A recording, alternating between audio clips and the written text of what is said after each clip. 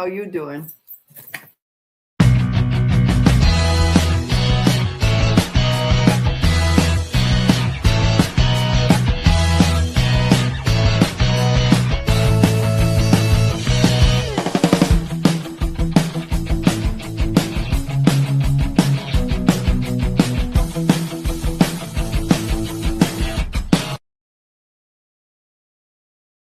Not on the couch, on the. Welcome. We're back. How's everybody doing this weekend? Welcome to Seekers Chronicles Paranormal Historians, where history meets the paranormal. How's everybody doing tonight? I know we're going to be doing good. We have a great guest tonight, and we're going to be talking.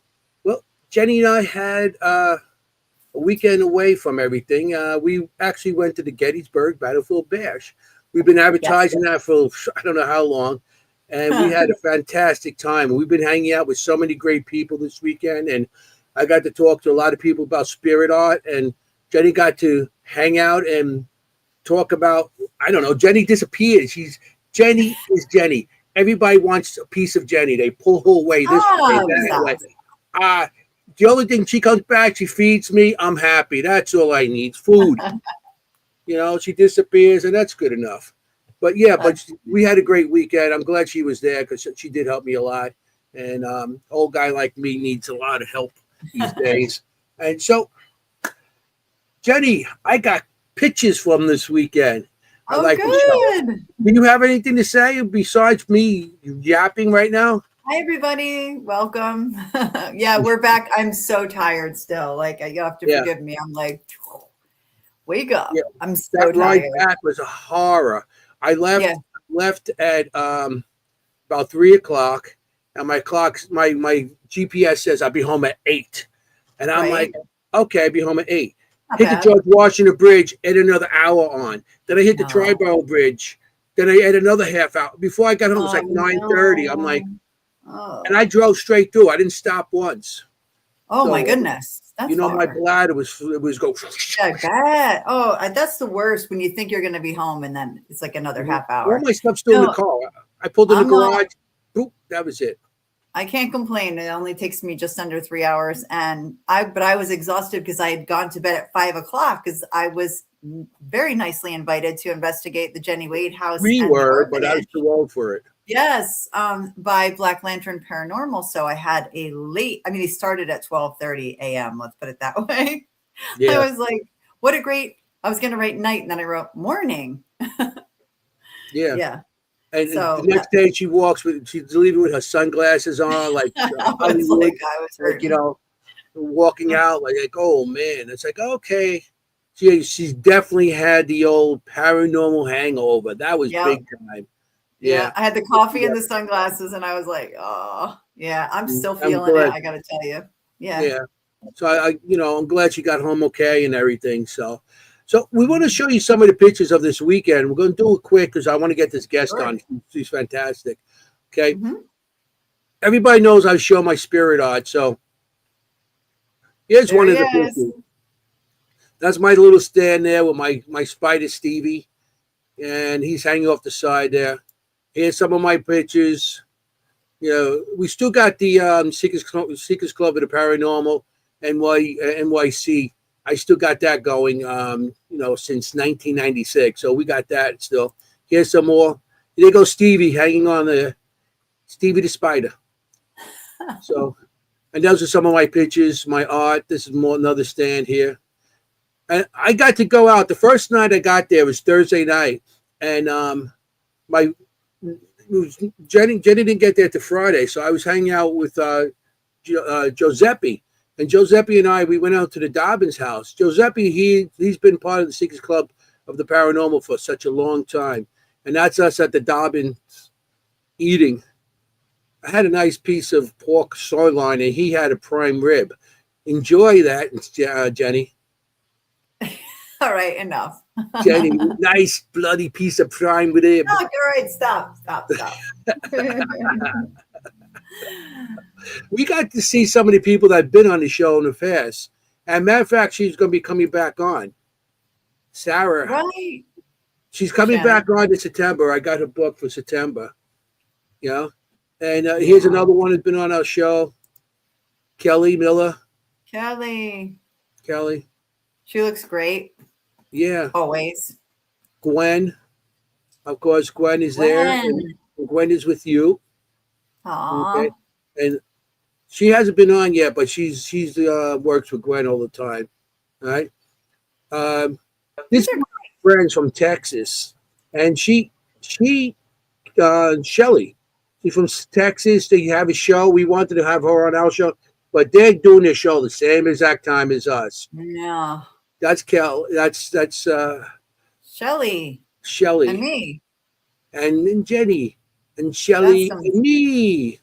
That's some blonde energy there. Yeah. Oh man, she's doesn't stop. Here's some of our friends that were there. Okay. Aww. Yeah, that was nice. You know, Bobby Bandorf, Sandra Bandorf, and Tim Dalton, Mr. Dr. Was Dr. it DR60? Dr. DR60. That's a recorder, everybody. DR60 is a recorder. That's what he uses. Here's Jenny with Gwen also. Did I show that one already? Yes, I did. Yeah, you did. That's okay. Yeah, I love that picture. And it was something too, because my friend Mike King, he's the cop from Ghosts of Shepherdstown? Shepherdstown, yeah. And he did the show, and now one of his co-hosts on the show,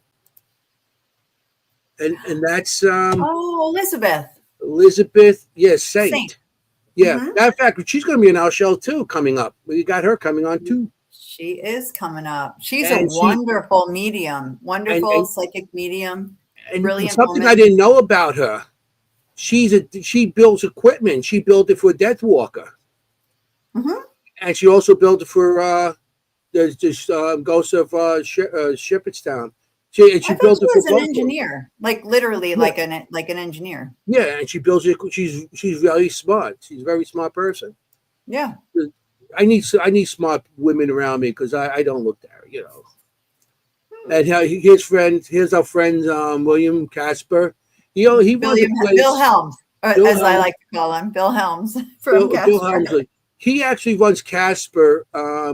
It's a paranormal team, but he also every month he has Casper is also what do you call it? The going blank here. It's a meetup group.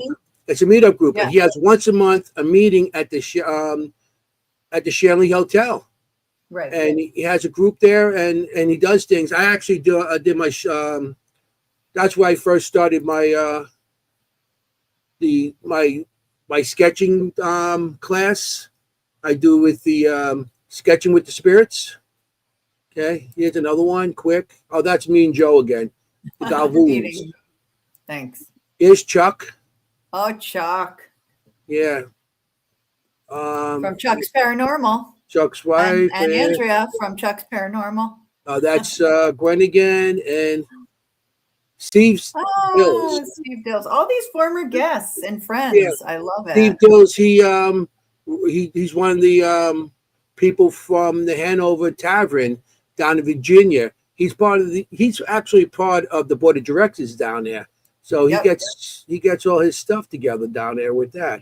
So we had a pretty good weekend with everybody, from friends to new friends and everything. So it was a good weekend to hang out, you know. Yeah. And Jenny did her investigation. And did you get anything on that? Oh my goodness, yes. I mean, that orphanage is no joke. Even I've been doing this over 25 years, and that orphanage is no joke. Mm-hmm. Like that's some serious activity there. Yeah, you got to. Who'd you do it with? I did it with Skylar Parakit, and you know Skylar. She's been on our show. And her father Chris, and also Chris, who was running it? Black Lantern. Yeah, I said that. Black Lantern Paranormal. Yeah, they're going to be hosting the Parajam at the end of August. And I'll be there. And maybe me. Probably me. So that was our weekend. I think we had enough talking here. See, Yeah. I have so much coffee. Look, I have a whole gallon of coffee right now. That's my whole I've had full about black 10 coffee. today. Yeah, it's all catching up to me. So I'm like, now I'm just running on fumes, but I got this. Yeah. So, I mean, that's pretty much what we have this weekend. We had a great weekend. And We did next year, if always. anybody gets a chance, you got to go there. You got to go. Just at least once to check it out. I mean, you go in there, you check out the vendors and everything. Then they have parties afterwards. They have so much stuff going on. And then if you don't want to go to party, just go to town and you can eat or just go on investigations or just go on ghost tours, Yeah. And it's all for charity. And if they raise like over $20,000 and it's great charities like the Wounded Warrior Project. This year for the soldiers. It's for Wounded Warriors. So that's a great charity to have. Yeah, it's a great cause. So yeah.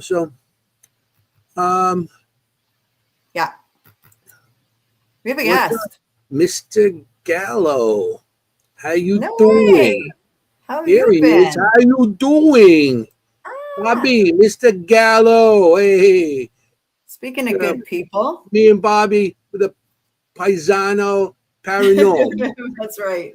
That's how we are, the Paisano Paranormal. Hey, we're going there now with K2s, but with cannolis. Oh, wait. Yeah, we got a drink. Drink.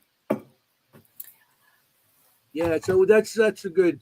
That's everybody drink. What's up, Bobby? Well, hey, Bobby.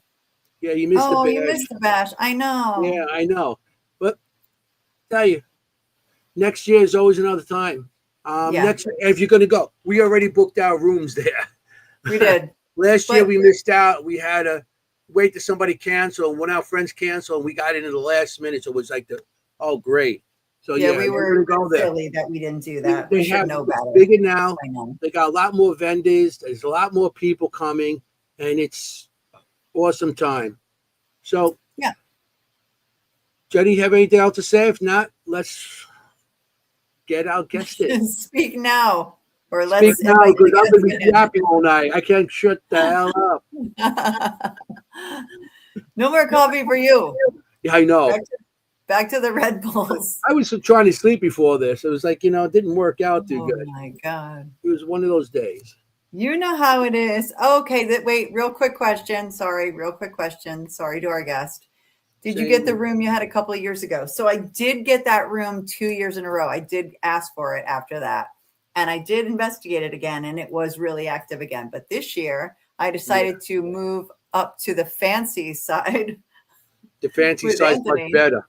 It doesn't smell like pool. It's just different. It's fancier. So I decided to stay on the other side this year. Yeah, but I did get to the ice now. Just stay the aspect. So so maybe next year I'll ask for that room. I wonder who did get that room because. Yeah, I know people that have activity that were on the second floor of that hotel. They were seeing. I'm not surprised. They were seeing shadows, and they were seeing people at the end of the hall that disappeared and stuff. Because of course, they came to me and told me the stories, which I'm happy. Yeah, I'm not surprised. That side of the hotel is crazy. So I took a little break this year so I could get some sleep and not get beat up. So all good. So let's bring our guest in. She's gonna fall asleep on us if we don't bring her anytime soon. I know. It's time. All right. Well, we have been really looking forward to this show for a while. We have mentioned it to people that we were having her on. So tonight, without further ado, let's bring in spiritual healer, Dr. Gina Marie. Welcome. Hello. Hi, everyone. There. How you doing? My Italian friend, I'm good. You wouldn't know. Yeah. Buono. Gina's just Waldo over here. So are you? I was gonna say with a name like Gina Marie, I thought you might be Italian. Yeah. I know every Italian in my family, middle name was Marie, or their first name is Maria. Right. Yes, it has to be that way. I do have I'm 75% Italian, so I have my grandmother that is Irish and German. So I got that little 25% in there. Okay, that's good. Keeps it So interesting. you do your spaghetti that it's boiled, so like the Irish, and then it's soured. It's like made like sauerkraut, like the German. No, you Yes. mix it all Oh, yeah. together with the sauce and everything. No, But my grandmother, was married to my grandfather, was from Italy. So she pretty much turned Italian. Yeah.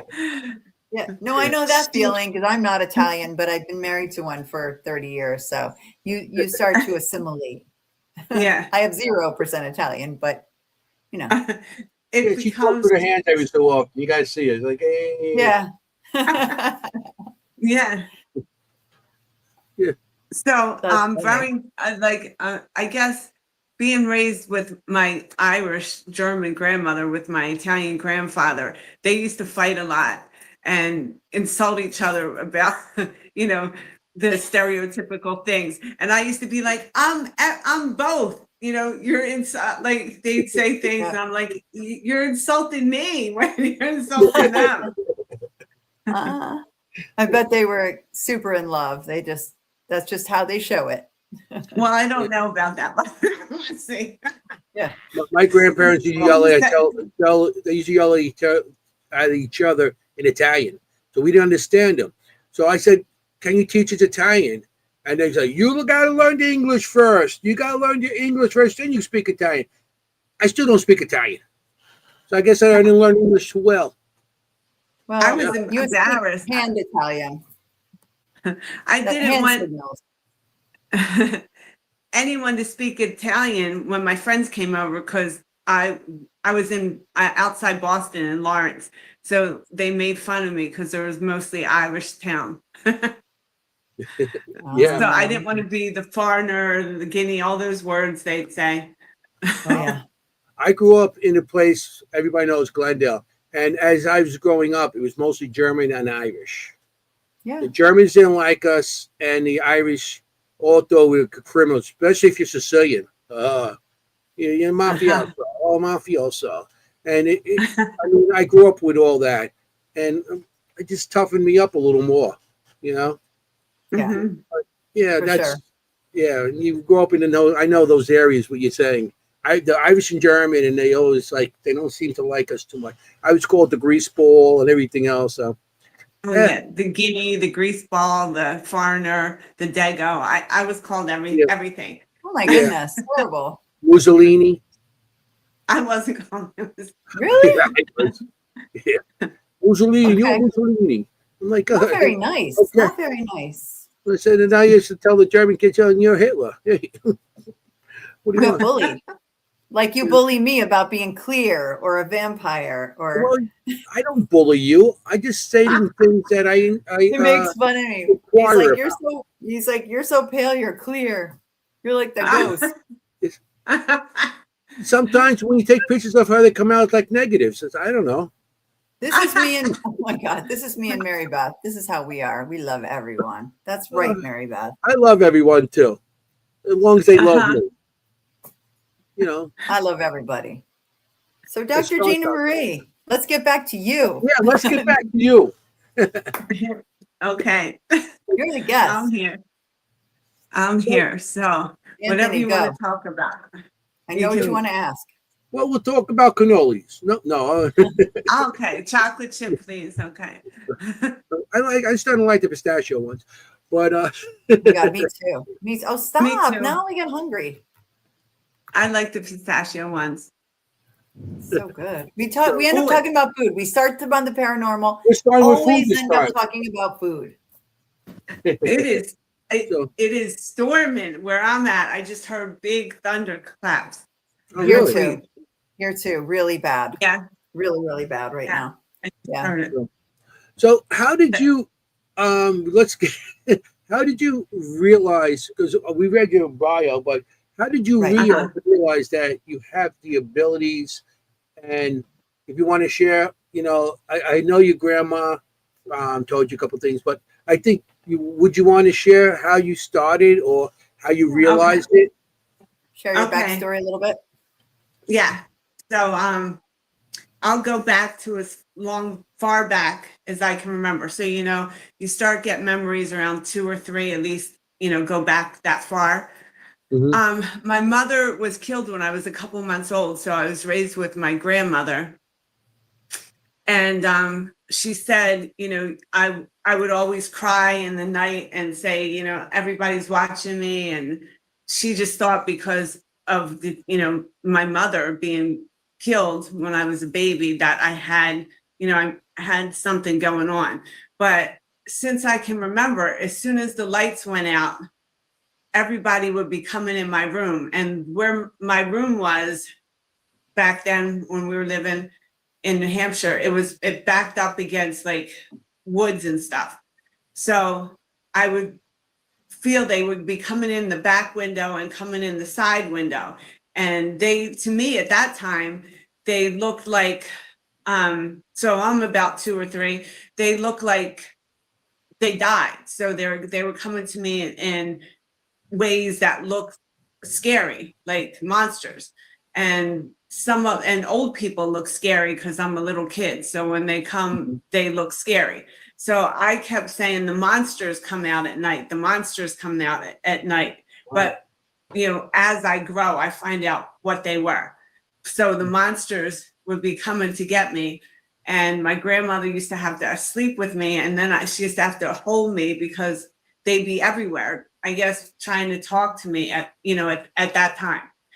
And that went on, I guess, forever. I mean, I remember being a teenager even, like this went on my whole life. And I had to always have a bed near them or the door open so that I could, see their room or have the light on. And then when I was a teenager, we moved and I got this really beautiful bedroom and it was up on the top floor and it was all by itself, but I had the whole top floor and I loved this bedroom, but I would sleep in the stairwell downstairs in the bedroom so I could be close to my grandma in the room. And she's like, every night you'd have your blanket and your pillow down there. I'm a teenager now.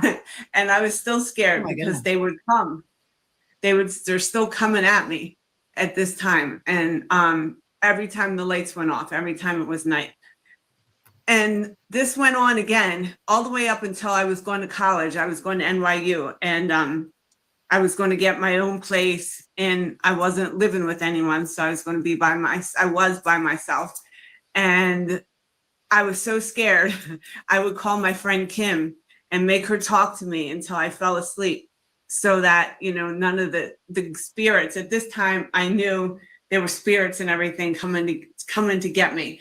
And I knew from high school, all my friends would say to me, like, how did you know that? Or I knew things then.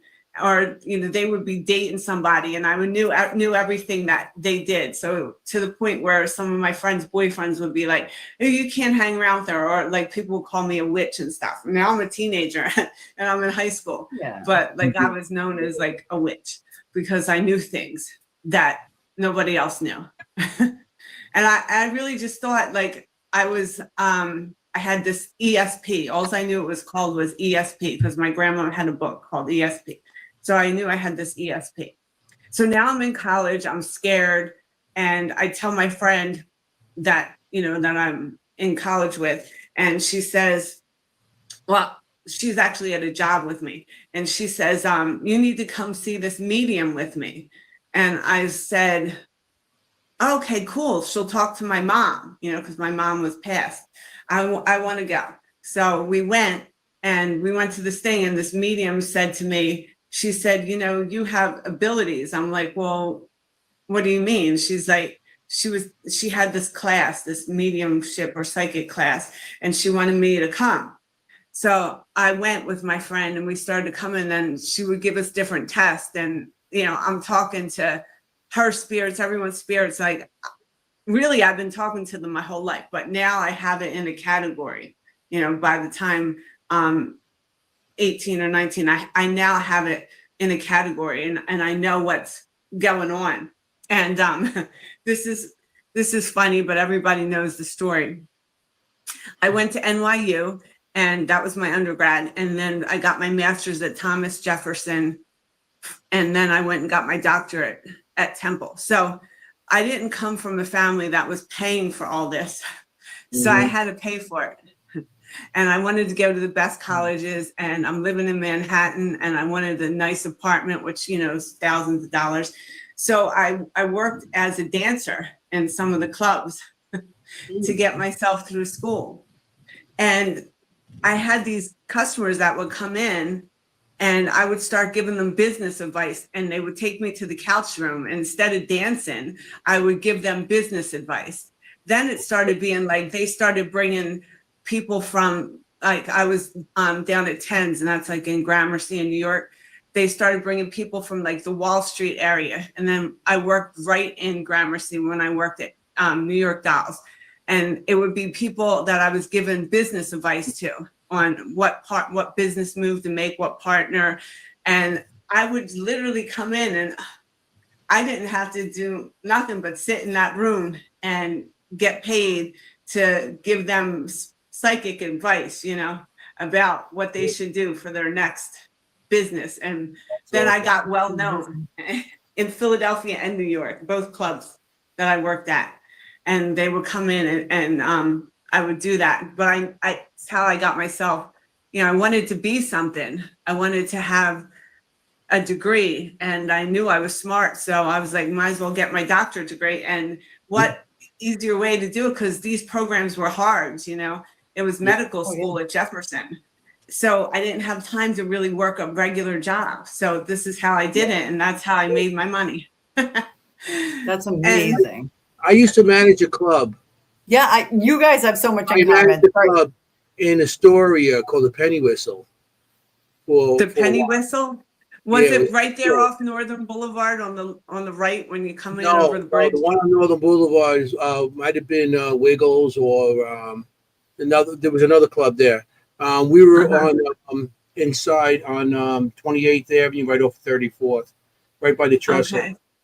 You're talking about, I know what you're talking about. I can't think of the name of the club. Yeah. It was a big one over there. A lot of girls, that's what they did. And it was easier to do it that way because you made more money.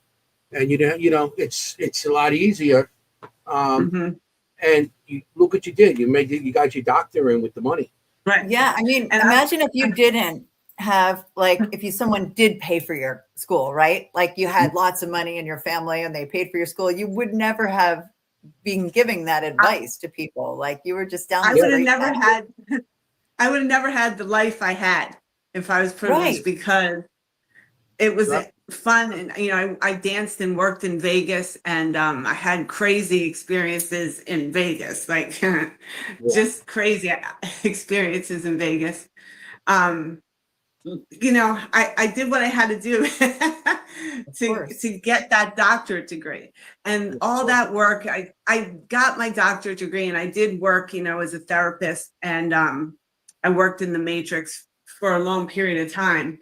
And then in 2013, I decided just to have my own business and just do the mediumship and do the galleries. And then I got involved with Ghost Hunt, you know, USA, and I started leading the investigations. I did a little work with DPX and Weird Weekends. And I like doing the investigations, but like you guys said, you know, you're exhausted. You're there all weekend. Yeah. And so, you know, whatever heck time you're there, you're done in. You gotta make sure it's sets, and you have to be on at certain times. Yep, I know all that. It was a lot. I was a manager, so I was the one that used to break the chops. So I really loved my investigations. Crescent Sanitarium up in Pennsylvania. I remember it was my first investigation, and I wanted to do good, you know, because I wanted to be the lead investigator. I always want to be. I had to be the lead investigator. I wanted to do that. So I'm like, okay, well, I'm the medium here. So when I went in, I started making friends with the spirits. And I met this one guy. He was outside one of the cells, and he told me his name was Walter. And I was like, hey, Walter, will you be my friend tonight and do everything I tell you to do so I look really cool? Mm-hmm. And he told me he would. And I said, so I'm going to tell you what to do and you're going to do it. And he says, okay. So I'm like, hey, Spirit, I'm doing my thing. We used to always open up to Amazing Grace, and the prisoners loved that song. So anyway, I was to say like, well, really? At that time, I can't remember that. I was like, you remember that? Amazing Grace is a prisoner song because we do a lot of prisons. So. I did. Well, I did other prisons, but I like Burlington County Prison too. Mid-O, I was at a whole bunch, but it's not my favorite. There's a lot that went on there. But anyway, at Crescent. So I meet Walter and I was like, spirits, can you let me know, bang on the pipes, and Walter bangs on the pipes, run the water. He runs the water. He does everything. Like that night, I was like, Walter was my buddy. So then I told the other investigators about Walter, my buddy, and then everyone got to know Walter. And then somebody looked it up and there was an actual Walter that was, and even though I've been doing and talking to spirits pretty much my whole life, when I get confirmation, I'm still like, I still get excited over it. Yeah. And I just had the greatest time. When I went to Crescent, which was a long drive for me as well, and long because we were there freezing sometimes because it's outside. We're just freezing or sweating to death, just depending. And usually I was at the End of Life building. But I started moving over to the chapel before everything happened at Crescent. And one time we were in the chapel and I was in front of the stage where they had the Bible and stuff. And I was talking to my people out there and dead to talking to spirit. A water bottle comes flying from behind the stage and crashes. Out of nowhere, this crazy water bottle comes in and crashes. And it just went from there. It was a crazy. So I fell in love with investigating. That was like a new thing for me to investigate, something I really loved. And at that time I had a radio show with Girls versus Ghosts. It was called the Dr. Gina Show. And I truly loved that. We used to take call-ins and I didn't do mediumship because it's hard over this type, but I would do, psychic and guidance and things. And we had callers calling in and I really loved that too. Out of everything I do in the spiritual world, I love everything, a different aspect of everything. And then when I just went through this cancer thing and, I faced death a couple times, like, God is good. I really, got close to God again because Jesus got me through it. Like I was in the hospital 6 months, 5 months, all by myself. I didn't have anyone with me. I had a relationship at the time, but I ended it because I couldn't handle a relationship and go through that. And I just was by myself, literally by myself. So it was me and God and Jesus. And I wanted to honor him because of everything. And I didn't want to do what Deuteronomy says, or that lady Doreen Virtue talks about not to do. So I tried to just say, okay, well then if you don't want to call me psychic and medium, because that's against what, let's just call me a prophet, a seer, words of knowledge. I just switched the words around. So now I'm okay within the Bible. And, people still at the church, they were against me and stuff, but I stopped going for a while because I didn't want to be that person. But I realized, what, these are God-given gifts they give me. And not finally, but this pastor had said to me, 2 pastors actually, was like, you were given gifts. And I was like, finally, like these are gifts from God. This isn't because I'm conjuring up some witchcraft or anything like that. Cause I'm, like you introduced me, I do spiritual healer, but you didn't ask what for am it. I really? You didn't ask for it. It happened. Right. Yeah. So what am I really? A psychic medium, a healer? I get worried about healing people, but I through God, Jesus, I've healed so many cats, so many. Like I'll turn my camera around for you guys for a second just to get a little look-see. Can you see them? Oh yes. Jenny's in her glory right now. I am. Typically, I have little foster cats all over the place during the show. Look at that, Jenny. They're just like, hey, just leave us alone. We don't want to be on camera. Hey, what are you doing? They're like, no pictures, please. I think they really like you. 1, 2, 3, 4. Because all 5, they're all here, man. They're all chilling. They're listening to us. They know I'm a cat person. Jenny's cat, my cat passed. They do know. Don't you think, Gina? They do know. They know. Oh, they know. Yeah, so I was a pet psychic for Rescue Inc. Maybe you guys know Rescue Inc. They were out in New York. They were motorcycle guys from Queens that used to rescue the animals. Oh, That those had a guys. show. Yeah. I've definitely heard of that. Yes. Yeah. Anthony and Joe Panzarella and Anthony. And so I was I wanted to volunteer at an animal shelter. So I went to Long Branch and talk to him. Next thing you know, I'm the pet psychic on Rescue Inc. And boy, if I had the greatest time hanging, we're still friends, me and Anthony and me and Joe, we're still friends. And me and Anthony speak a lot. And there was Alley Cat, and he was from Philadelphia. He did the cats. And we would go to different tattoo shows and different events and stuff. And we had the shelter. And that was another great time. So I was a pet psychic. So I would talk to the animals, where they came from. And, I still talk to animals, living and dead. Obviously, they all come to me, right? Yeah. It's a big passion of mine. So I was the pet psychic. There was the time before when I was on, I came up with this thing called Intuidate, and I would intuitively match people with dates. So I was the relationship psychic, So That's I've been through amazing. a lot of different titles or things like that. I guess so. So now I'm just. We have another co-host Dr. on Gina. our show. We have another co-host on our show, Kim. Kim. Oh, Kim, right. the Well, girl, I'm up for it. but she's a veterinarian. You're a veterinarian? No, our co-host. We have three of us not on the show tonight. Another co-host, Are Kim. you serious? She's a veterinarian, and she works with horses and animals. No way.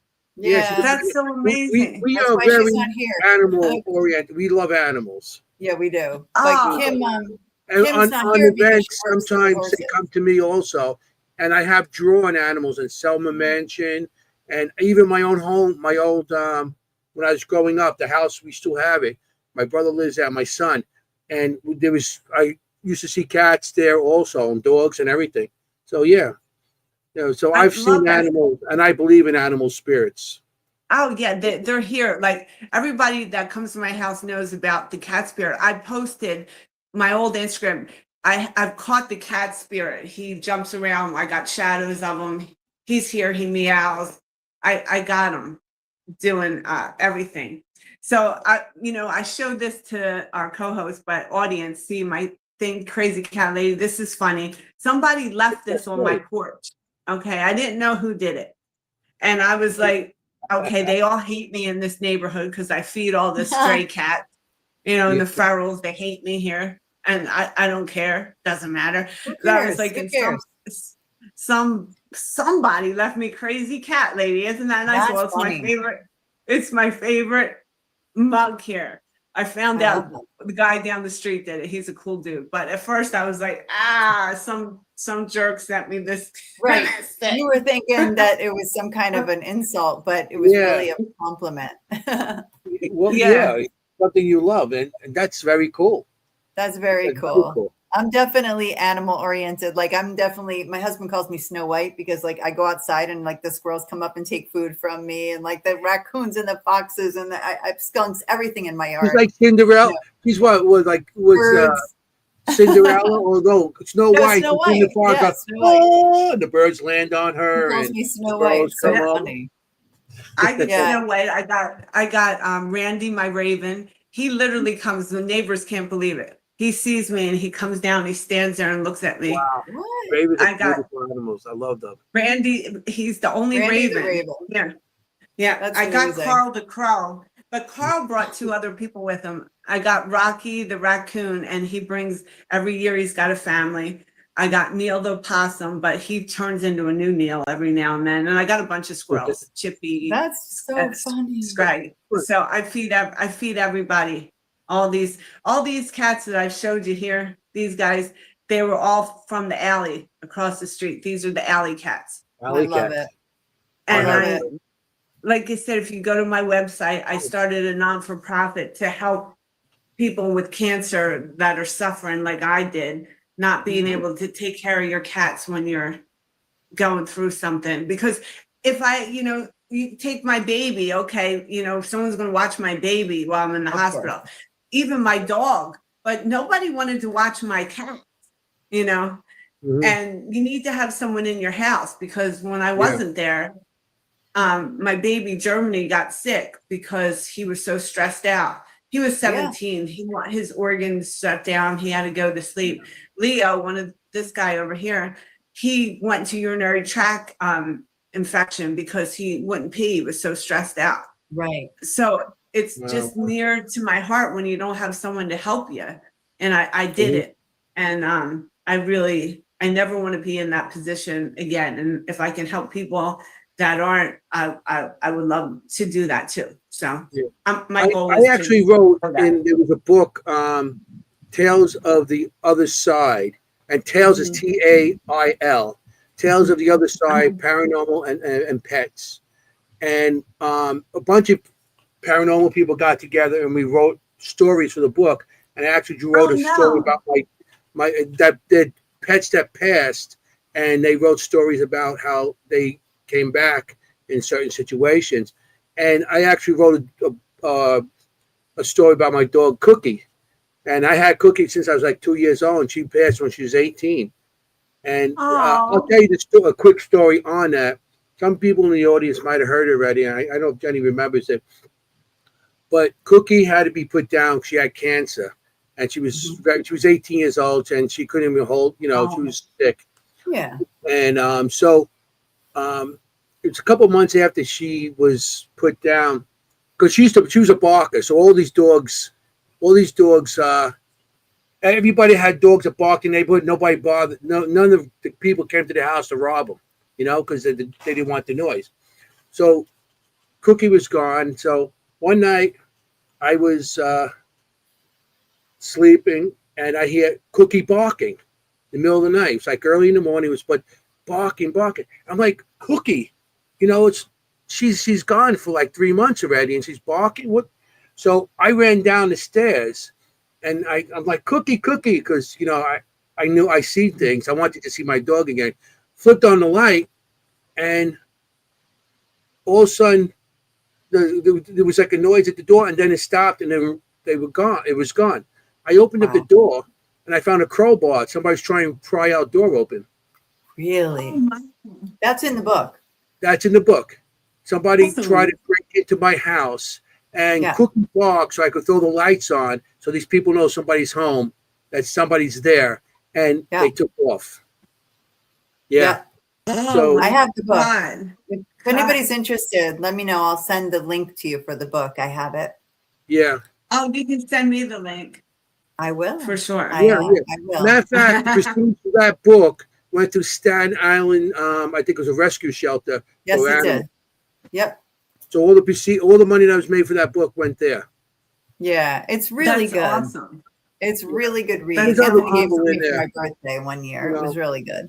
Brian Cannell has a story in there. Christy Cesare. John Zaffis actually wrote the intro, and there's a bunch of different people in there in the book that wrote stories. But I thought it was very cool that everybody got together. Yeah. And this is what, I have a dilemma with when people say, because I'm in that world where, I am a part of a church, a couple different, churches. And how can you deny this? Like, God, it's just, there's too much here, and nothing's evil. Like, that's not, every spirit we see is evil. Like, Cookie was coming back to help you. Like, maybe the whole family. Yeah. Right. It's just people are, there's a lot of, it's a tough thing that I struggle with too. But, sometimes I'm real strong and I say, I don't care. I'm a psychic medium. I talk to spirit, and I talk to animals. Yeah. So, and I believe in them because, like I said, I've seen them on animals on different locations, even deer and stuff like that. I've seen on the side of the road and everything, and I've seen animals, plenty of animals all over, and cats and stuff. My old cats came back. We had this one cat that he never stayed in the house. He was always out. disappeared for a couple of weeks, then comes back, and sometimes came back with another collar on. Like he would always come back. His name is Red, and he was gone. He would never get. If we try to keep him in the house, he would break out. I don't know how he got out of the house half the time. And when he used to come home, we had the old-fashioned mail slots on the door, and it had a cover on it. He used to lift the cover, bling, bling. Oh my God. You hear, so smart. Red They're must so be smart. home. He just hit the cover and just go up and down. Like, like the mailman's putting it in, but that's happened Like all knock, the time. knock. And a couple of times, I used to hear that in the middle of the night. And I said, Red, stop it. I'm trying to sleep. And I go down there, and of course, there's nothing there. It's like, but yeah, I used to hear that all the time. I still hear that on that house. Because they still got that old mail slot. Yeah. I got many videos of my spirit cat, many videos I posted, and we hear him. And one time my friend was staying here and I wasn't here, and my room was upstairs, and she's like, the spirit cat was scratching and running back and forth and meowing because I wasn't there, scratching at the door. And so I have a funny thing. When I went to Rescue Inc. and they were testing me out to see if I was a good, animal psychic. So I'm kind of nervous, young, and all these biker guys, and I'm going to their clubhouse and somewhere in Queens, and I'm going to get tested out to see if I'm a good pet psychic. And I'm like, some of these guys from Rescue Inc., they weren't on camera. They're the ones that just, they weren't on camera, for whatever reason. So, I got this one biker, and he says, okay, tell me something, It's just like, he goes, tell me something about my cat. And I was like, well, I said, really, you never liked cats, but then there's this kitten that came and and I just went on about him, like falling in love with the kitten. And I go, and your dog, he opens the refrigerator and he goes, okay, this bitch is good. And then everyone, and then next thing back then I used to do shots of Jack Daniels with all these biker guys. And I'm just like, I'm the new pet psychic. You passed the test. Yes, for sure. I passed the test. I could talk to the animals, and I could do shots of Jack. Hey, yeah, can't beat that. I mean, I hung out a lot of bikers. I ride also. I was never really part of a club, but I especially when I used to work at the club at the Penny Whistle, I used to have a lot of them coming in, and friends, and I used to make my doormen because they were big guys. I was like, my place was safe when they were there. So, yeah, and I knew a bunch of them. They would say pit bulls and different animals, and and they're such sweet guys. And they come in like this, everybody's scared. They'll like run, talk to one of them. They're nice guys. They're regular guys. Yeah, I had so many great memories with every little thing I did in life. Yeah, different things, and definitely holds a place in my heart for sure with those guys. So much fun. And you probably felt so safe around them too. Yeah, of course. They would have taken care of you. Yeah, for sure. I want to show you something. Well, okay, sorry. If I need to call Big Ann up and just tell him, man, guys are not doing good, he'll come. I want to show you something that we've seen this weekend at Gettysburg. And it was cool. And it was like one of our friends brought, it's actually, look at him. Oh my goodness. Okay. That's a 2-week-old French Bulldog puppy. So small. Oh, they're babies. They're little babies. It was so, I mean, look at it compared to her hand, which is like the size of my hand, really small. Oh my God. It's so cute. Only like a couple inches. And it was so impossibly cute, Gina, that it didn't even look real. You know what I mean? It looked like those are like all my friends that have these little babies. They are truly like babies. Those French Bulldogs, they're the closest thing to a baby pit bulls too, I believe. They were beautiful and just so, yeah. I couldn't take my eyes off of them. They were so impossibly cute. I Like think I they just, were they elite. didn't She look had a real. whole cart, like a cart that Oh, they with put a dogs pram, in. with She had a whole cart. with, She had like Uh-huh. 6 or 7 in there, and she just they took them because they had the dogs with them and everything. I guess to feed them, but she had them there, and people were like, "Oh, it oh was like, my oh man, goodness. I 8 wanted of to see them. it." Eight. I love, oh my, I love them, but what are you going to do when you got so Yeah, I many know. cats? Like this is my boy No, right here. He's the king. This is Leo. You that's see why. Leo? Leo. Leo, Hi, Leo. what's So up, cute. Leo? Leo is the king. He Leo the doesn't want lion. any more cats. That I makes take sense. them in.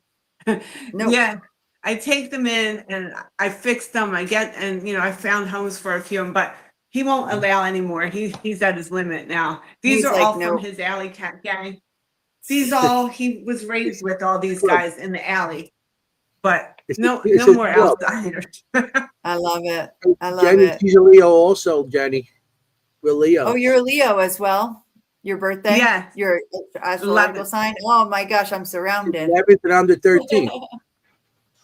Yeah, You yeah, two, you two have such similarities. I mean, going back, let's go back to the beginning. Sorry to change the subject, but going back, you guys have that similarity in that Anthony was like 3 years old seeing spirits as well, kind of thing, and not knowing, and not being able to talk about it, right? Like not knowing, No, that kind of thing. I mean, especially if you grow up in, like he grew up in a, a strict, not a strict, but a Catholic Italian family, you couldn't really yes, talk about yeah, that kind of thing. So Yeah. what about your no, grandmother? Did your grandmother have abilities too, if that's not too personal? yeah, yeah. So Okay. yeah, so my whole family did, both sides. My mother's Okay. side and my father's side did. Oh, But, wow. back then they weren't really embracing it because my grandmother, had my mom, she wasn't doing that, but she definitely had abilities. And Wow. my mother, supposedly, like I said, she died when I was a couple months old, but she definitely, before she died, my grandmom said she kept saying someone close in the family is going to die. Someone close in the family is going to Oh, die. no. And that was her, Terrible. but she did. My uncle did. Oh, all of our power went out. So Hear Oh, you you. can't no. see me anymore. No, I hear Yeah, you. everything's I keep muting because of the wicked thunder and lightning here. It's really bad. this We can hear happens in you our though. town all the time. And it's too damn. I don't have Uh-oh. my air condition. They better fix it. They better fix it soon. We Yeah, can you hear can you hear me, though. but We there's can still no hear you. possible way Yep. to see. Let me see if I open the curtain a little bit. Yeah, Oh, well, it's everything's really black bad down here here. now. Yeah, Like she's having a wicked bad bad. storm with Our whole block so. is I don't blacked I don't out. think I have anything yet. Yeah. Yeah, Really? this is So So sucks. bad here right now. This is happening too much around here. I know the chat, everybody's like, is that lightning, Jenny? I'm like, no, I'm just Let's see. low. it's Jenny. There we She's go. slow. Just me. I'm Hello. just pale. You can Oh my sort of see God, me it's so now. creepy. I love it. It's okay. She's That like, looks it cool. was a That's dark cool. and Hold it stormy into your night. chin. You look like, ooh. That's Yeah, cool. Ooh, Okay. that's You got this. it's not. fantastic. It doesn't. It doesn't. It doesn't. This is great, right? This is so spooky now. It's so Now all the good. damn You look like spirits you're are about going to to tell a come. ghost story. Yeah, You're it gonna sounds ask like me a looks ghost like you're gonna story. do a seance or something. I love it. That's That's This awesome. is fantastic. Remember crazy, when you were man. little and you would hold the candle under your chin and be Yes. like, ooh. This is cool.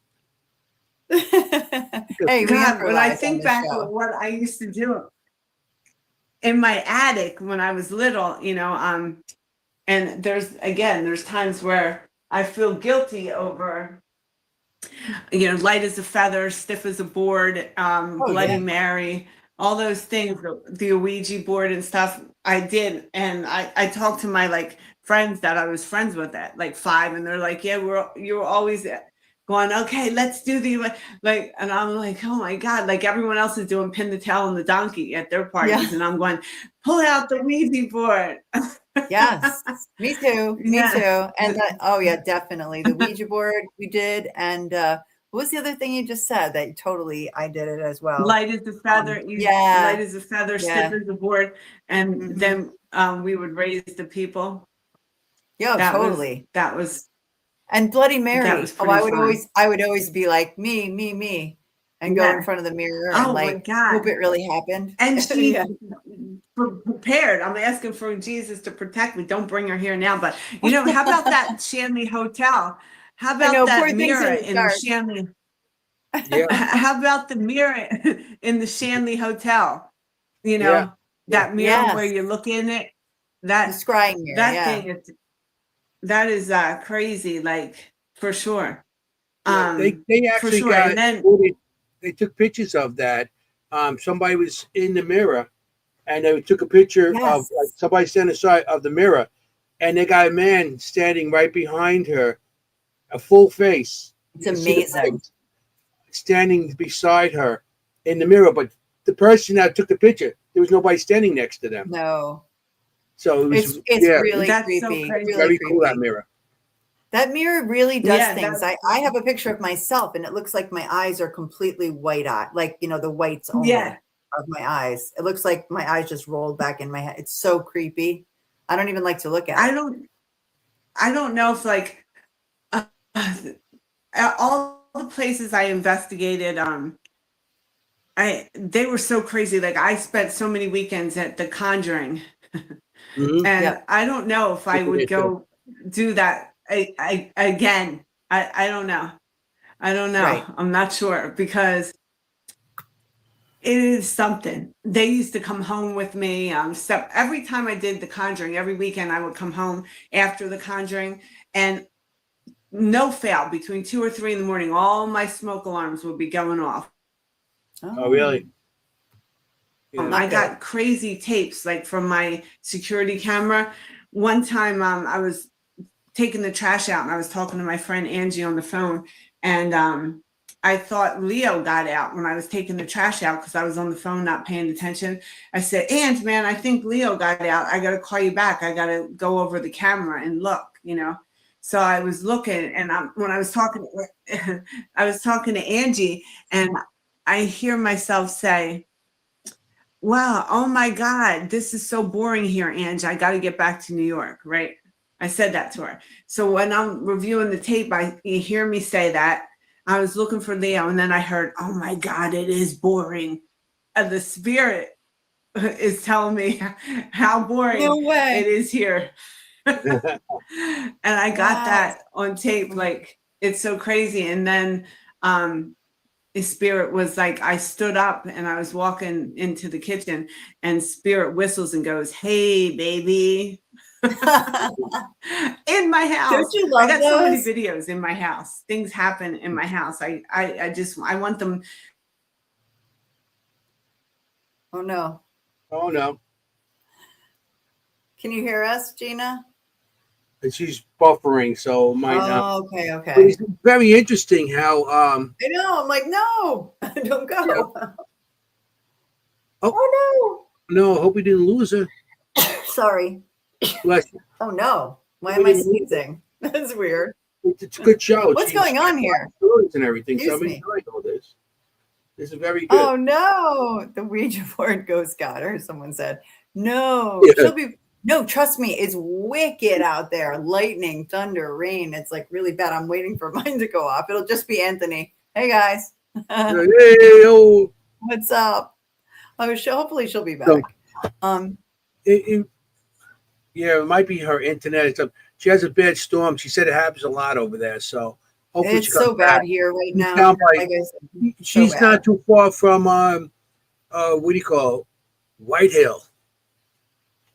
Oh, You hear me? really? Like Hillsborough. Okay. Yeah, she's near there. That's why she went to White Hill a lot in Burlington. Yeah. How did I never see her? I mean, it's odd. Yeah, I know. I mean, I feel like that's so close to me. And Burlington, I agree. It's a good location. It's a good location. It's a small location. You can't go there with a lot of people. No, but it's you can have a really good night there. I've had some really good experiences there. It's like I said, my brother seen my doppelganger there. That's crazy. And it was crazy, you know. And my brother, I was in the basement of the place. He was on the first floor. And he goes, Anthony, where you going? And I'm like, I'm down here. Here she comes. I'm down here. I'm back. And, She's back. Hello. Everything's back on here. Oh, good. Yeah, I see the lights on. Good. Well, for now, right? Yeah, exactly.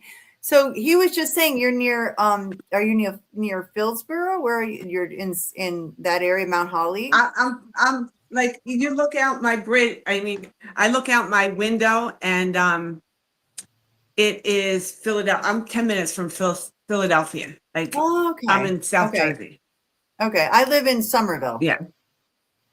New Jersey. Okay, so you're like right in this. Yeah. Right in the center. Right smack in the middle. Yeah. Uh-huh. If you believe Central New Jersey exists. I am about an hour and 45 minutes from Manhattan, 10 minutes from Philly, and 45 minutes from Atlantic City. Totally get it. Yep. So in a good place. I'm right in the middle of them. Like it's equal. You know, I know sort of Somerville, but it's kind of off the turnpike. So it's not like, you know, if it's not an exit on the turnpike, I don't really know it. I gotcha. But I know it's somewhere over there. I recently, I mean, I've been obviously to White Hill Mansion many times and Burlington Prison many times. You were mentioning that before. That's not far for you. No, those are very close, like 20 minutes, either one. Right. Either distance for me. And I really like both of them. But again, they're great. I don't, you know, I'm not a part of any paranormal team now since Ghost Hunts, you know, dissolved. And so I'm not a part of any team at all. So I'm not doing that really. If there was a cool if we go out there, we'll invite you. Well, come with us. Yeah. Like if you go to White Hill or Burlington, like, definitely. Like even Selma Mansion. You're not too far from Selma Mansion. Selma's kind of far. Is it? Selma's far for me too. Yeah. Everything's far for me. No, Selma's like out in Norristown, right? Like that's far. Well, it's not that. I mean, it's not close to me. It's probably a good 45 minutes. Yeah. 45, 50. Not that close. Like Burlington County Prison, I get there in 20 minutes. White Hill, 30 minutes. 45 minutes is always good to me. When I'm driving 2-3 hours just to go somewhere in Jersey or Pennsylvania. I used to drive everywhere. I used to drive to the Conjuring House, to Rhode Island, hours, then do 13 hours investigations right there, bang, bang. Like, I don't know. Like, I think that's done now. That's when I needed. I hear you. I wanted to do it. I needed to know what it was all about. You know, now I did it. And not saying I wouldn't do it again. I probably may have. I don't know if I go back to the Conjuring, and obviously there's no Conjuring to go back to. No. But soon it might be. Maybe right? They might. But so for now, no. Like I can't say I'll never do anything again. So I don't know. But it's funny. I don't know. I really don't. I don't even know what's the next chapter for me because I just am. Thank God, I just hit 2 years recovery post stem cell, and I'm really just getting back to figuring out what my life is going to look like, post cancer treatment. Sure. And it's hard to look deep into that, just from my own experience with it. Like it's hard to look far into the future. You know what I mean? Did you go through something? Yeah, breast cancer. Yeah, I have metastatic breast cancer. So so it's like it's really hard to look too far ahead. I totally get that. And then suddenly, when you take a breath, you're like, okay. No, I'm good. I'm stable. What am I going to do? Yeah. Kind of thing. Right. So I get it. Yeah. I am going, I work with autistic kids, and obviously I can talk to the autistic kids. I talk to their soul. Autistic children. We both have adult. They're very similar too.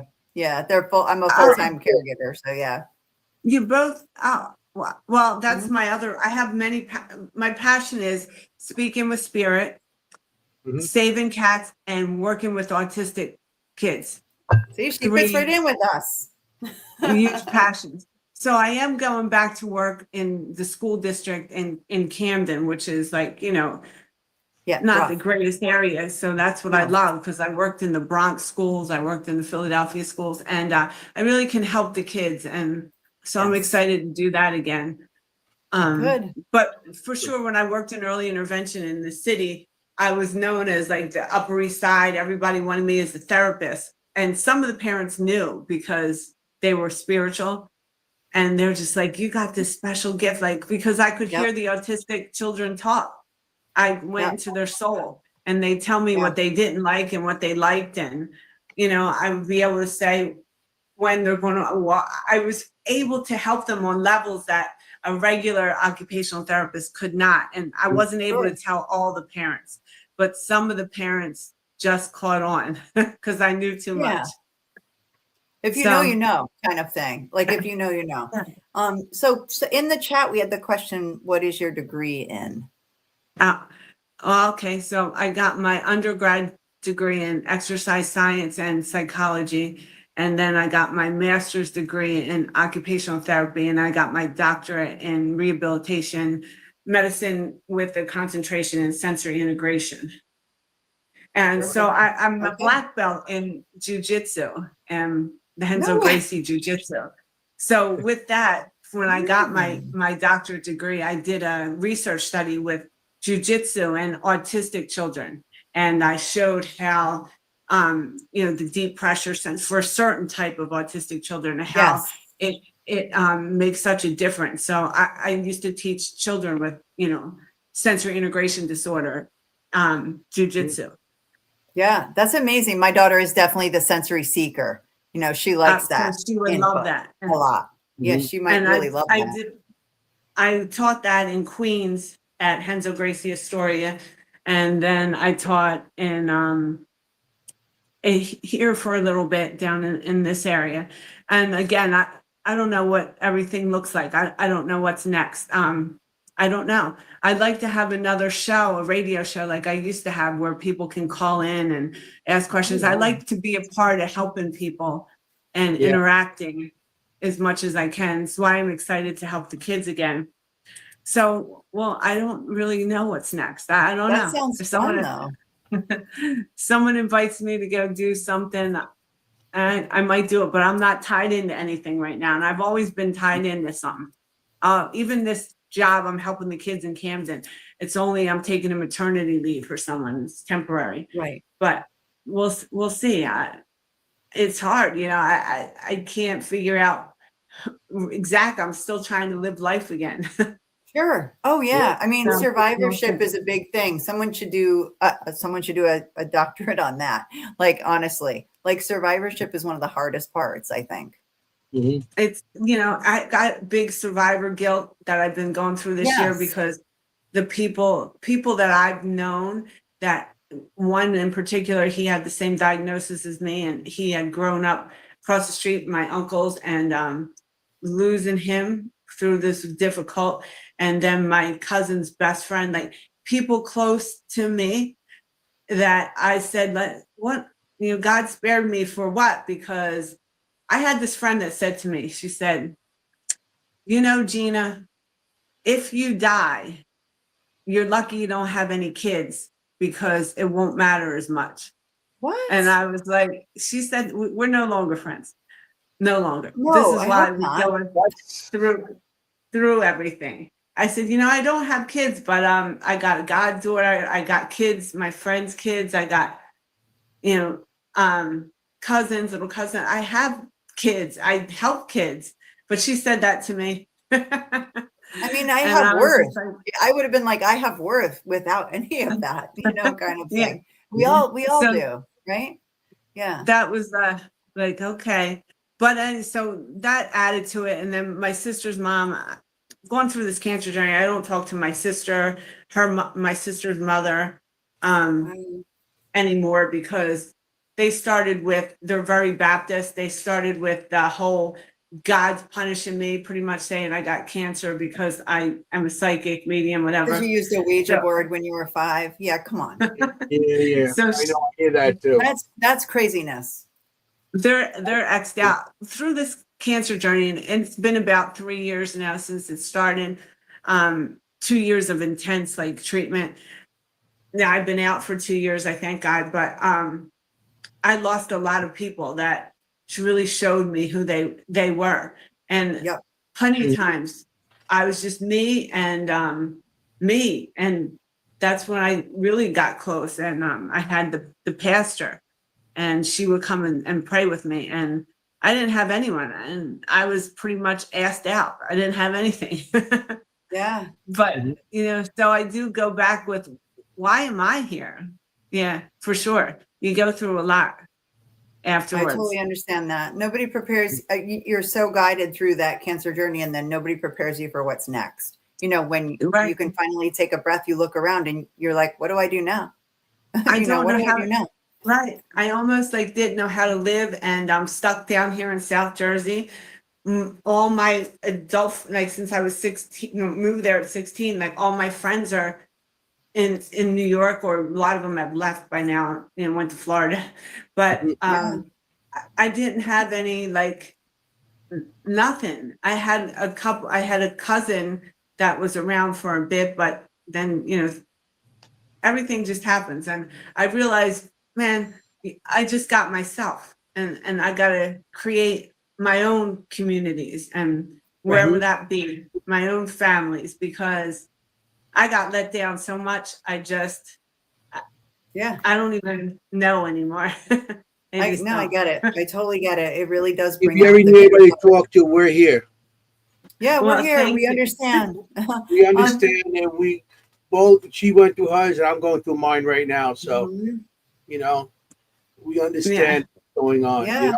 I think if you get it, you get it. But we We definitely just get gotta it. listen. If you want us just to listen, We're here. we're here. Thank you. I want to talk to the vet, because one of my ferals here, he's got hair mats. He hurt his jaw while he was out there, and I got him in, but he won't let me pet him. And I need to get these hair mats out. Gotcha. No, I got you. I'm expecting 4 new. I shouldn't say it so loud because I haven't told my husband yet. I got 4 new ferals, that are kittens that I'm going to be taking. So I'm ready. I'm ready. It's been a while. I usually take hundreds, and I took a little break. So I'm ready. When I miss it. I miss it a lot. Yeah, so I was in the hospital, and it was my hardest thing. I found people that made me drop off some food and stuff, and then there was this angel. She appeared. She disappeared after I got out of the hospital, but she was coming to take care of the ferals in the yard. Thank God. And those 3 ferals, I was so worried about them when I was there. They were 3 of the ones you saw, but now they're all inside, all of them, They're nice all and chilling. happy and safe. They're all like, I'm on the podcast tonight. They're all like, hey, we're on Seekers Chronicles tonight. Gina, yeah. Go ahead. They like, when I do most my readings and my sessions are on the phone mostly, unless I'm doing a gallery event. I have a certain room over there where I do my sessions, and 1, if not 2 or 3, are always by me, especially if I'm doing a mediumship session. They really tend to come around. So they like that. I mean, you're like a beacon. You're like a beacon for animals and for spirit. Their energy might help you, amplify more than it is, because their energy, and then you get all together. I mean, it might they might amplify you also. I think they definitely heal me, because man, it's there's times I just in between. I would stay in the hospital for 2 or 3 weeks, and then 1 week, and then lasted months, and then 6 months, 5 months, and 5 months. So I would get to come home, because you're half dead. You got to recover before you get zapped again. And I just remember just crawling around. I couldn't stand up. I couldn't do anything, and I knew that I would just feed all the cats in my bedroom, and I just lived horrible for those in between things, because I didn't have help. And you're not supposed to change the litter box, but what are you gonna do? I'm changing litter boxes. I'm taking care of the ferals. There was no breaks, no breaks because I had to be strong. And I do think martial arts training for so many years gave me that discipline to keep going, don't give up. Right. Even if That's I the can't word I was breathe gonna and say. I'm getting beat Discipline is up. the word. I need water. You just gotta keep going. So, You don't sound martial like a arts. quitter anyway. You sound like a fighter to me. Yeah, for sure you are. When you're For sure getting you are. to school and everything, you're a fighter. And you're a typical Leo. You don't give up. Yeah. Yeah. Don't give up. And, I recently, I'm in Jersey. And like I said, I moved to New York when I was a teenager. So I didn't have my own place in Jersey, really. And now I'm in this house, that my grandma lived in. And the trees and the branches were coming down. And I was like, oh, man, I'm in stem cell recovery. I'm trying to clean the yard. I recently got my own chainsaw because I have to cut up the branches to put out. I'm like, who am I? What happened to, Dr. Gina from the Upper East Side is turned into, I am Gina from, we laugh. So I had this client in New York. She's still my friend. She wound up being my roommate when I got cancer. She subletted my apartment for a while because I thought I'd be back, but one thing led to another. I had to give it up. But at one time, she was, my client, and I worked at this place in the Upper East Side once a week doing sessions. So I met her there and some other people, and they're still my friends, my clients. And she's like, so she knew me as, Dr. Gina doing sessions. And then when we became friends and she was my roommate, she goes, you're just like a regular cool person. You're like Gina from the block. All right. So then it became kind of my nickname is like, hey, when I'm in session, all my clients are like, I'm Dr. Gina. But that's why I liked having my show, because I could connect as real me, Gina from the block. But now I'm in like a really bad neighborhood. Things got bad. So now I'm actually Gina from the hood. Oh my God. I went from Dr. Gina to Gina from the block, and now I'm officially That's Gina funny. from the hood. That's funny. And that's when go ahead. No, I was going to say, speaking of psychics, I was literally just going to ask you this question before, and someone asked it at the same time. So my question was a little bit different. I put it up on the board, a little bit different. Do you feel that like a spirit that's in your home is because of you or because of the home? Oh, both. So I got like a trap. They come sometimes, they visit for a while. They're from different places. This is like a definitely a pathway. So some spirits are like transients that come. Some used to follow me from the investigations. They're gone. Mostly it's my people, my team that come now that are here. My grandmother, my G mom, that's the one I was raised with. They come, they're here. My cats. So, I got a lot of helper spirits that my guardian angel, that he showed himself to me 2 times in life in human form. I got some crazy angel stories. Crazy. It's for another time. I got a lot of stories. You got time, whatever you want to tell. So I'll tell you a couple about my guardian angel. So, sure. So I had asked at one time, because I was like, how do I know all this stuff? Right. I'm like, who is talking to me? Like, how am I getting this? And I heard, just call us the council. Think of us as the CEOs of heaven. Like, we sit on the Akashic records. So that's why I always refer to the journey of the soul, because this is our journey, right, of the soul. Because and when I'm doing sessions, I read from the council, the journey of the soul, but then I have experts that come in. Like I said, when I was a dancer, I would give business advice to people in Wall Street. I don't know that none of this, but when I go to channel, I'm the kind of medium that I don't stay connected in my body. Like regular Gina does come in and out and she runs the show. I have the final say. I'll give, opinions, but regular Gina is the one who, runs the show.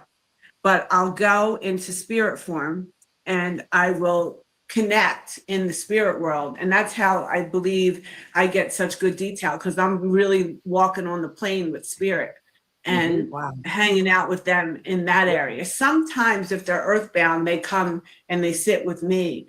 But if they're not, sometimes I got to go over there and find them, depending, because sometimes they don't always want to talk to me because they'll be scared or, you know, whatever. So it takes me a while, and I'll just hang out with them for a while.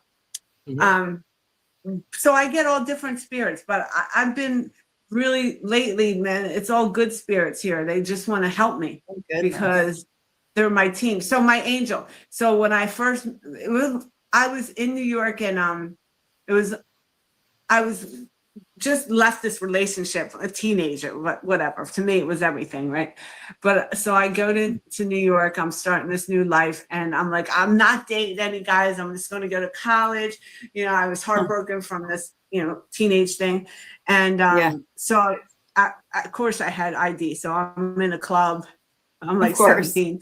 I'm in a club in New York, and I'm dancing, and it was session 73. It was actually, I still remember it because it was on 2nd Avenue.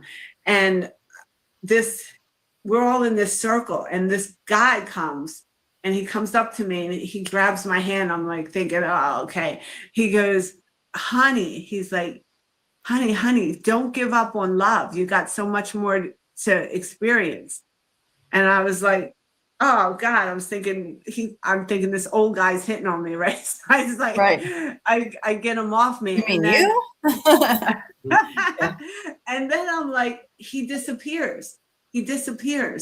That next day, I had met this guy the next day, and I was just remember thinking, I've never dated. And he wound up being my fiance, and we were together for a period, very significant in my life. But that's a whole book in itself. A whole book. No, but that's what happens when you say no guys. Like the weekend I met my husband, I've been married 30 years. And the weekend I met him, I was like, no guys weekend. I went with a girlfriend. No guys. No guys. And she's like, I know that guy. I'm like, no guys. Yeah. So then that was the first time that I didn't know. I just kind of thought, whatever.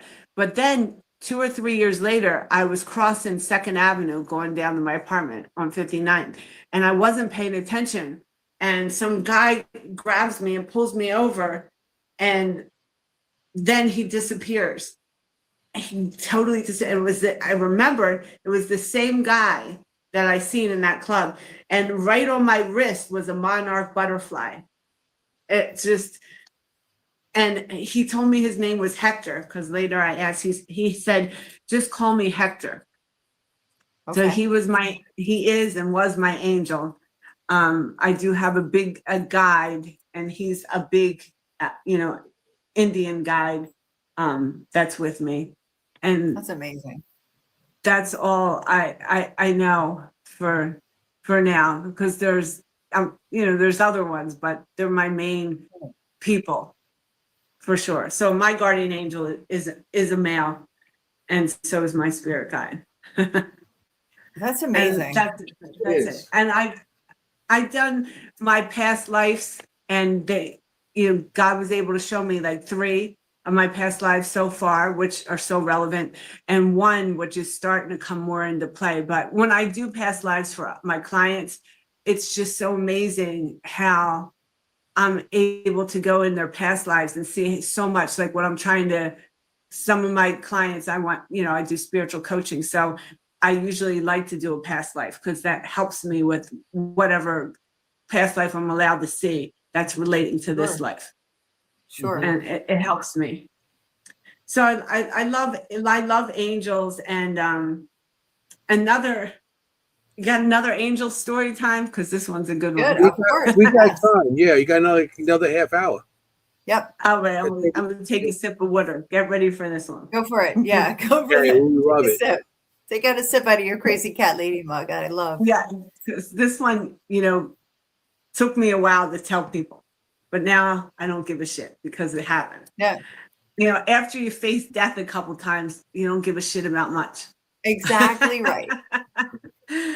So I was doing early intervention, and I had the cutest kid the cutest kid with the greatest family. This had to be, I love so many of my families, but this family, the two guys had a surrogate.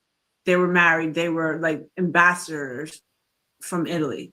And they were just amazing. They had the greatest, on the Upper East Side, the most, I've been in the greatest apartments, but this apartment was by far like my favorite. 3 stories, just super amazing. Like, so I loved going here, loved it, loved my kid.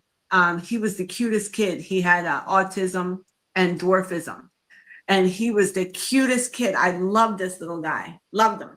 And I loved the nannies. They were from the Philippines, the husband and wife. These 2 guys were just amazing to their people that helped them.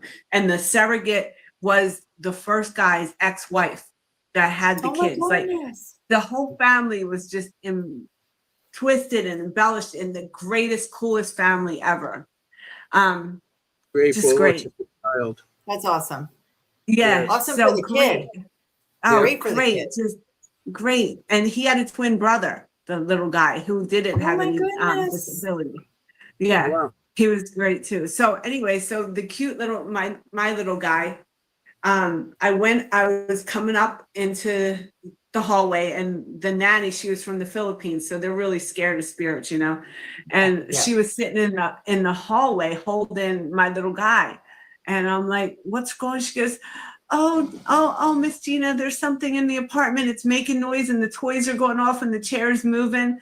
And I was like, she didn't have no idea what I did, right? I was like, "Okay, you stay here, and let me go handle it," right? So I go into the apartment. She's in the hallway rocking with the kid, and he was 2. He's about 2, and so I go in. He's really cute. My guys too, and I find this little girl in there, and she's playing with all the toys, and I ask her what she's doing, and she's scared, and she said that she was at the park, and she was playing, and she wanted to play with my little guy some more. So she followed him and the nanny home. And then she got stuck in the apartment, you know, because she left the park where she was. She said she was with her nanny, you know, she was with her nanny and her sister. So I was like, oh my God. So I'm like, what am I going to do? I said, okay, I know what I'm going to do. I'm going to bring this little ghost girl back to the park, you know, and see if I can find, you know, the nanny. So I tell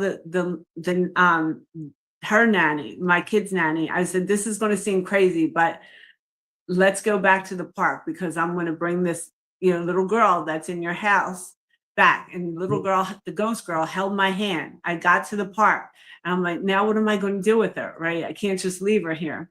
And she's all scared, this little ghost girl. She's earthbound, obviously. And a big angel comes, huge female angel comes, and she's sitting on the bench in this park on the Upper East Side. And she's like, give me the girl. I'll take her back. I'll get her back to her mom, because she came to the park with her nanny and her sister. And then she was playing with my little guy and lost them, because she's an earthbound spirit. So the angel took her. Big angel, and she took her. We went back, and there was no problem. Well, that's when the 2 guys, you know, the husbands, they found out, the nanny told them, and they're like, I knew there was something special about you. You knew too many things. And that's it. Then the word got out in Manhattan, and I was like the most wanted therapist.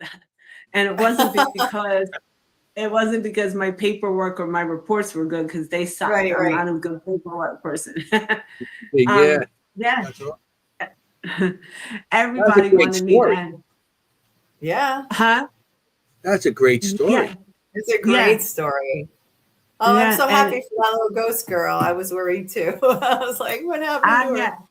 Yeah, I know. When I got her down there, and I'm like, what do I do with her? And then right then, big angel, she comes and she appears, and she's like, I'll take her. I'll take care of her. And she took her. Like, how did she even know, the angel, that I was that, you know? And but she was huge, this angel, big white feathers, but she was like an apparition, kind of, you know. I seen her like an apparition.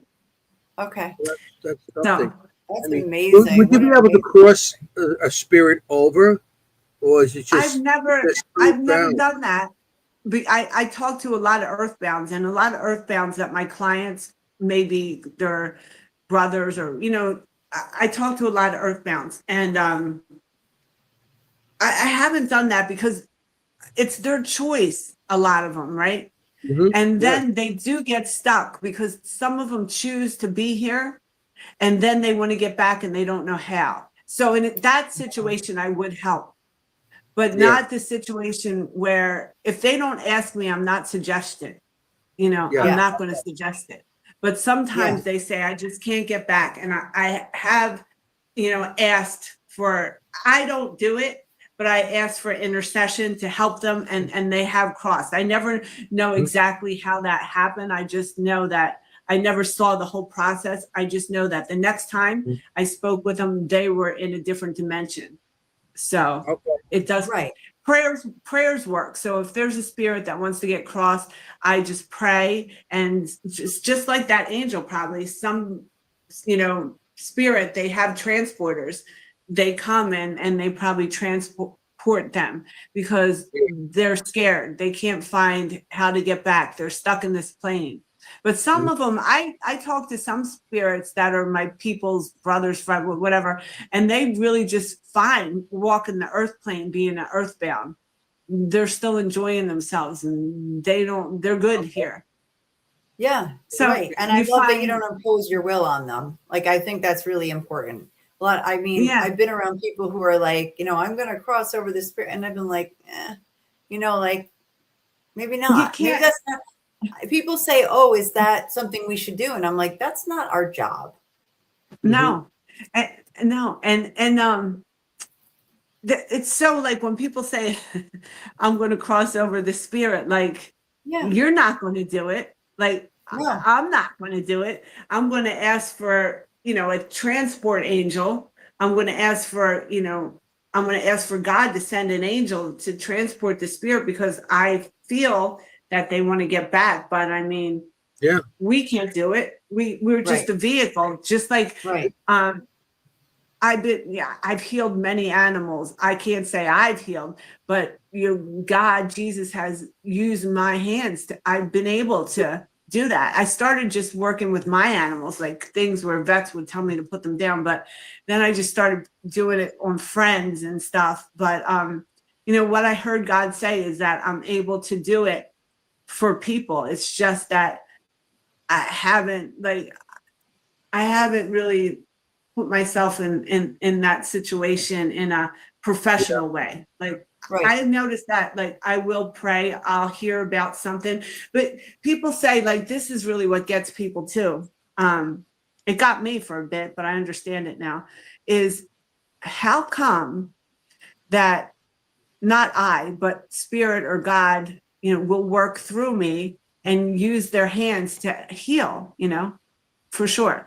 But how come they can't? Well, it's bigger than that. It's just because we have choices. We have some of our souls, we have exit points. We have a chance. Like I was given an exit point. So before we come here, our soul, signs a contract. So if we know we're coming for a tough life and we go, oh man, I don't know if the human's going to handle this, like, give me an exit point. Like 10 years in, when I'm in this type of situation I'm asking for, I want to be able to leave if I have to. Give me that exit point. So sometimes, the spirit wants to take the exit point. So no matter how much God's working for your healing, it's not going to happen. It's time. But if it's not, and you've just hit this place where you're not strong enough, your soul, you might just need that little help, and that's okay. But people get disappointed or think a healer or shaman who, whatever, can't do it because you can't do what you can't do. You can't. I've also seen people bring the body. I've seen this so many times. Bring the body back, okay? But that soul's gone. And then you're talking to the wife or the sister and mother, and they're like, it's not the same. Well, I've seen souls change. So that soul took an exit point. A filler soul came in to finish that human on the body, but it's not the soul. So there's a lot of differences that the close people are starting to see. It's almost like, they think they're mental, or, they went through a personality change or something. But really what it is they took the exit point and another soul came in to finish that contract, that life. So because that human soul contract had ties to too many people that they couldn't leave at that time. Right. So I've seen that a lot too. You see a lot of crazy. I don't feel, because as a paranormal investigator and all that, I feel that we are supernatural spectators, because we go into their world, they don't come into our world, and they don't share with you what they don't want to. They share with you what they give you. And they're not going to give you something. You're not going to say, oh, well, I got it. No. They gave it to you. That's their gift to you. Right. Right. As a spirit, sketch artist, a spiritual sketch artist, that's how I feel. They come to me for me to put them on paper. Draw them. And that's their way of contacting me. And I say I give a face to the dead, because that's what I'm doing. I'm actually giving them a face that, as don't always get anything on audio. You don't get anything on video. You don't always get pictures. This is the way they come to me and they show themselves. And I feel that they're actually giving us a gift to actually present themselves. And like also with me, also to present their story or something, how they are feeling at their moment of what they're giving to me. And that's how I feel like all psychics and mediums are. They actually come to you and they give you that gift of what they want and what they want to share, or who they want to contact, or anything they want. So that's why I call it a supernatural spectator, more than I'm an investigator or a researcher, but the spectator is what we are. We're spectating in their world. They're not coming to our world. We're entering their world. So that's how I feel with that, Yeah, for sure. Like definitely a different thing when you're investigating, because of course we get a lot of residual energy, and people don't understand, but they don't see, hear. We can just we're non-existent to that spirit. They're just residual. They're just there over and over. They're in that dimension, and most of them don't have a soul. They're soul transcendent, but for some reason their energy is still stuck. Going over and over. Just like here, we're all actors, but especially in New York, you walk by 1 million people on the street, and I would just walk by people, and I sometimes I would go talk to some of the, street people. I had a few of them. I would bring them some food. They were messengers, especially the guy on the F train. And I would go and hang out with them and bring him some food, and he would drop some bombs. He would drop so much knowledge on me when I was really like seeking, and in my early 20s, what I needed and where I was going. And he would be my guy, man. And then my lady that sat on the St. Patrick's church, she was my lady. I had my guy and my lady, and they were just really, they had words and knowledge, and people make fun of them, but they were just prophets stuck with a brain that just was a mess, but their soul was so on point.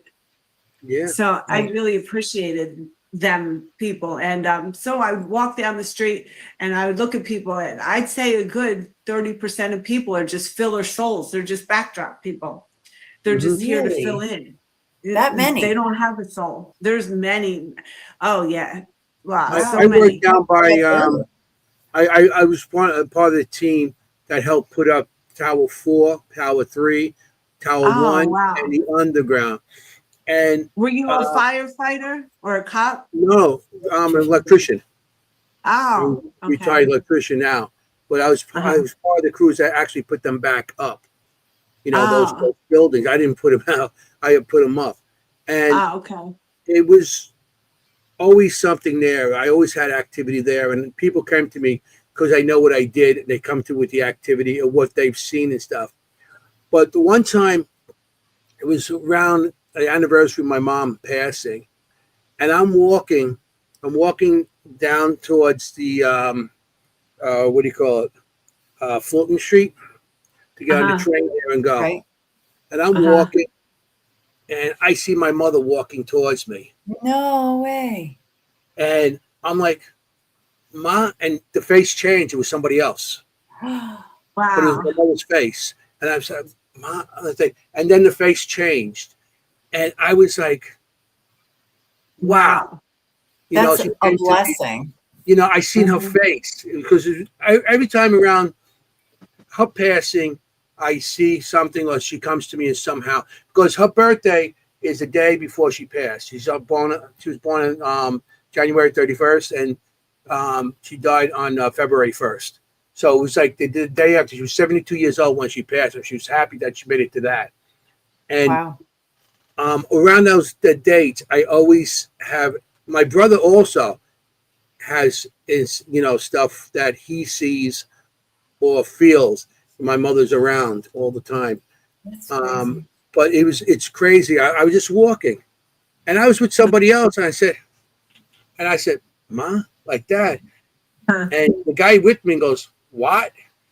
Like, Oh my goodness. like, oh no, I special, thought I seen somebody I knew, and it's Just like a little visit.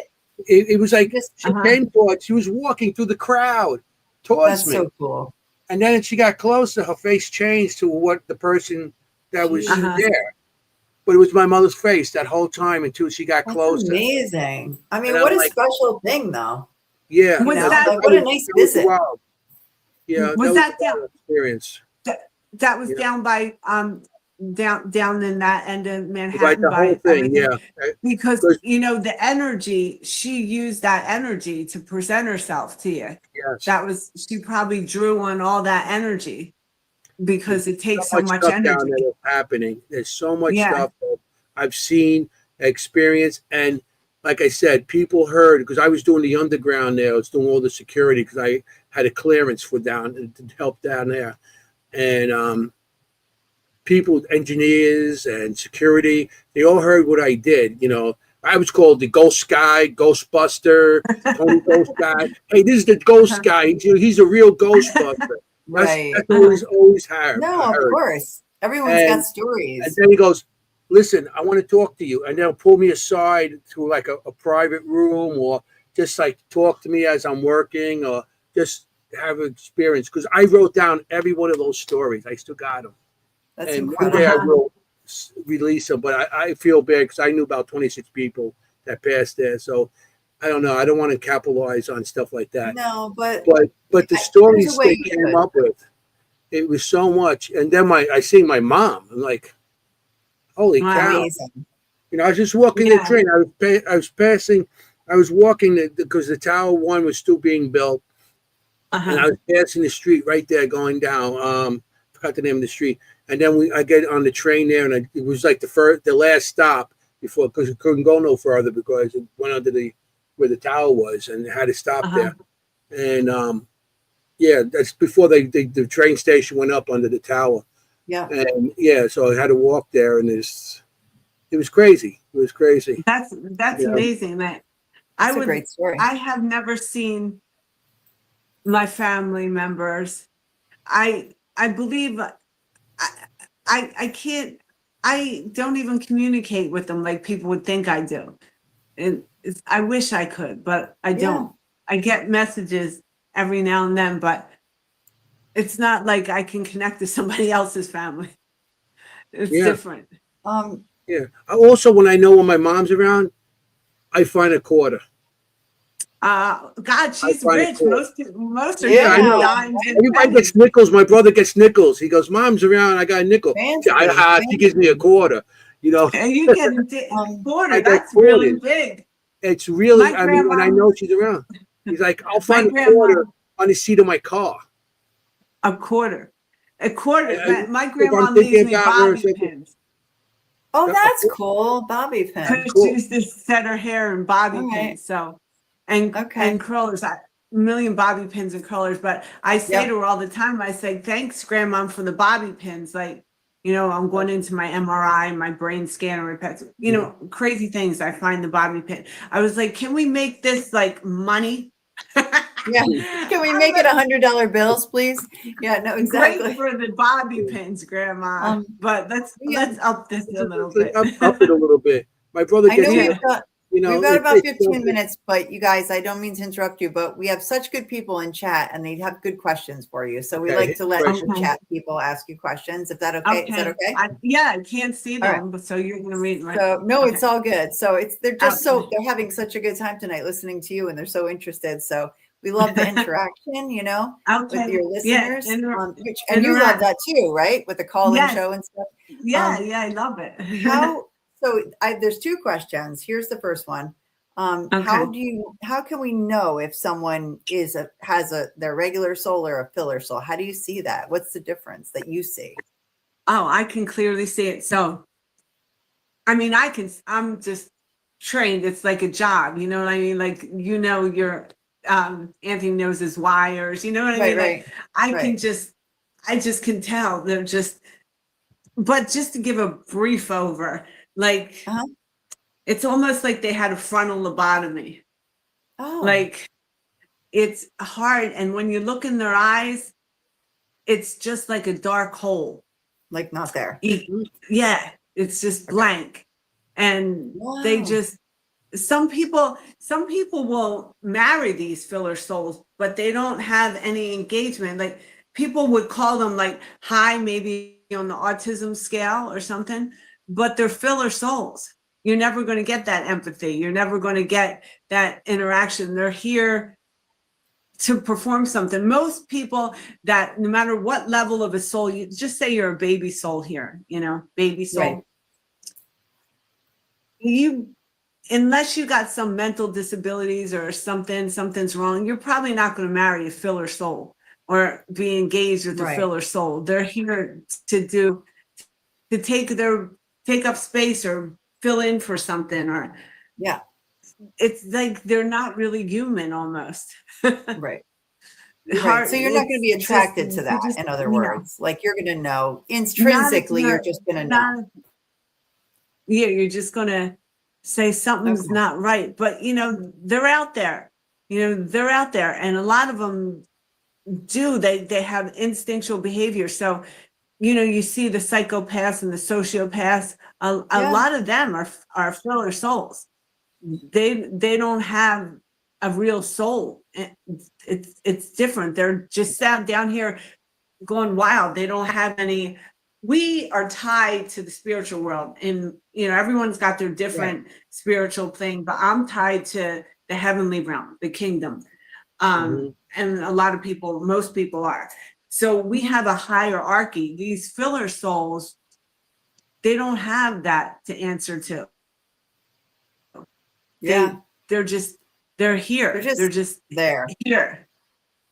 Just wow, this is fascinating. I never even heard of this. I mean, but now that you say it, it makes sense. I just remember just when I first started noticing filler souls was New York, because there were people I just was staring at their eyes going, oh my God, there's like no one in there. There's no one in there. Like they're there, and they might be holding down jobs, but they're so mechanical. It's almost like they're robot-like, and they're smart. A lot of them are really smart because they learn. Just think of them as a robot, they learn. That's crazy, because I agree that I think now that you explain that, I've never heard of it, but now that you explain it, I can picture it. Like, I think I've met people like that, kind of thing. So I think a lot of people would say that. So that's great. If they laugh, another telltale sign of filler soul, how they'll just their emotions are different. Different. But I mean, it would take someone like you to really be able to tell the subtlety, because there are also people who have issues, where they're not as emotional, or But in the city, you said you see them in New York, but in the city, I guess we're so programmed that we don't even realize it anymore. Yeah, right. I was raised in the city over here. I don't. Now I'm going to be looking. Now I'm going to be like, ooh, is that I'm going to be looking. Hey, you got a filler soul. Hey, what's wrong, man? You got to find your soul. What's going on? You got Well, no it's safe hope. to say that it's not us. No, safe to say. no, but you'll know, no. like, you don't really have to have, the gifts that I have or anyone Right. has a gift. You just need some intuition, man. Yes, And I have you'll no pick them gifts. out. None of those gifts. Well, but you I do. can You totally see really what you're do. saying. Everybody, I used to teach psychic school. Everyone's got a little something. It's like Venus and Serena. Like, we can all learn to hit the tennis ball, right? But are we going to be a Venus? There's just levels. That's all. Just I levels gotcha. to Well, it. then my level would be really low. But what about you're there's one more question that we had much earlier, and it's out of context from what we're talking about now, but it's important. Have you ever helped find a missing person? I would love to do that. Would you? Because I've done it on my own, sitting in my living room and here's stuff, or like this. I'll watch some documentaries and stuff, and before I'll know. But I'm actually really good at finding missing people, and I'll take notes of it and then check it out. But some detectives should use me because I'm really good at it. See, Mary Beth is the one who asked, and she's like, "Oh, please." She's the one who asked, and so Mary Beth, get in touch with her on her website for sure. We'll tell you how to get in touch with her. Yeah, because so I do love that, and I love it. I'm really good at finding lost pets too. I've helped a lot of pets. So that's something like I don't get nervous. Like when it's a pet, that's why I started healing them first, because I can do it. But recently I've been drawn to, like, some detectives should use me because I could really help. I bet. Well, you should. Yeah. You got like 10 minutes left. Do you want to promote anything in any of your classes or anything you're going to be doing? That. Well, like I said, contact with you, emails, website. We can my website or my Instagram. So, my website is www.drginamarie.com. Easy enough. And then I got a bunch of Instagrams. I got, Dr. Gina, Dr. Gina Marie. That's my Instagram. This is my Instagram. You can see it. It's Dr. Gina Marie. Usually that Instagram tells it all, does it all, and tells it all. Then I got Gina from the Block, my regular Instagram. That's people know my real life and what I'm doing. And I got Alley Cat's Angels. That's my non-for-profit that helps people.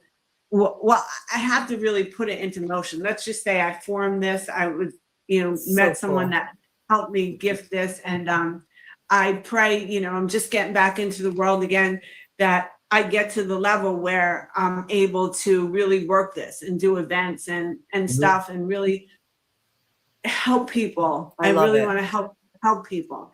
So I know that God's going to take me somewhere to be able to do that someday. That's not today, but I do have the non-for-profit, and some people, if they get a session, they'll donate a little bit to it. And for now, these are the Alley Cat's Angels. They're mine. The person was recovering from cancer, but I want to bring other people in, and help them too. It's really my main mission. Like I said, I love talking to spirit. I love cats, working and helping cats, all animals. But if I choose cats. And I love working with all kinds of children, but I have a passion for autistic children. So that's amazing. I have to agree with our audience. You're a very special person, they said, and I agree. I'm going to friend you on Instagram too. I'm a Supernatural Spectator on Instagram. Yeah. So if I friend you on Instagram, you'll see who it is. And also, can you keep up with us with that not-for-profit, because we can keep advertising it on our Facebook page. Yeah. It's called Alley Cat. You can find it from my website. There's links there. Alley Cat's Angels Germany. He was my little guy that passed away at 17 because first I didn't have money. I was on disability. I couldn't afford all these vets and stuff. I didn't have anyone to take care of him. I was on my own. It was devastating for me. And then Leo, which thank God I was able to heal this little guy, but I just, like, these little guys can't help it, man.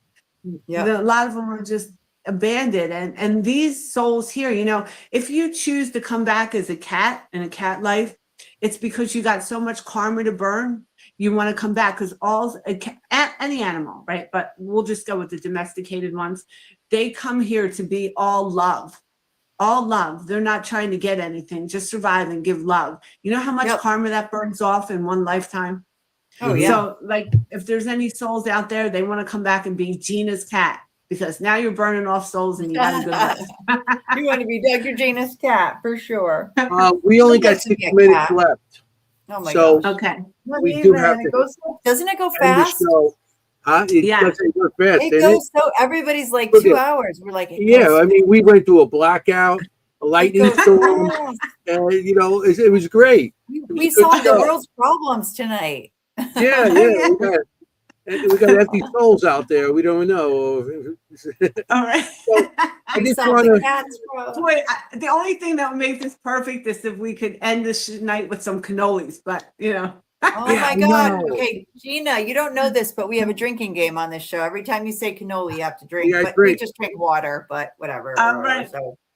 Cheers, the crazy cat lady over here. Crazy cat lady drink. Yes, that's our code word for a drink. I mean, it's not really a drink. It's a. You got a crazy cat lady drink. So I'm gonna end the show, but don't go nowhere, okay? Yeah, hang we'll on. talk afterwards. Okay.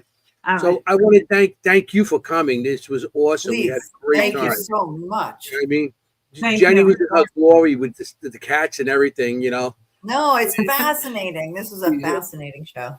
So I knew it would be. Yeah.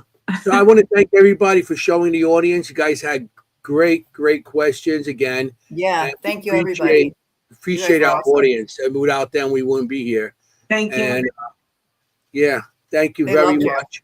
I just want to tell everybody that if you're going to go out there to look for ghosts, if you want, you got to be safe. You got to be safe for anything you do because you want to look for ghosts. You want to be a ghost. Ciao, familia. Good night, everybody. Thank you for next week, everybody. Bye. Hey, how you doing?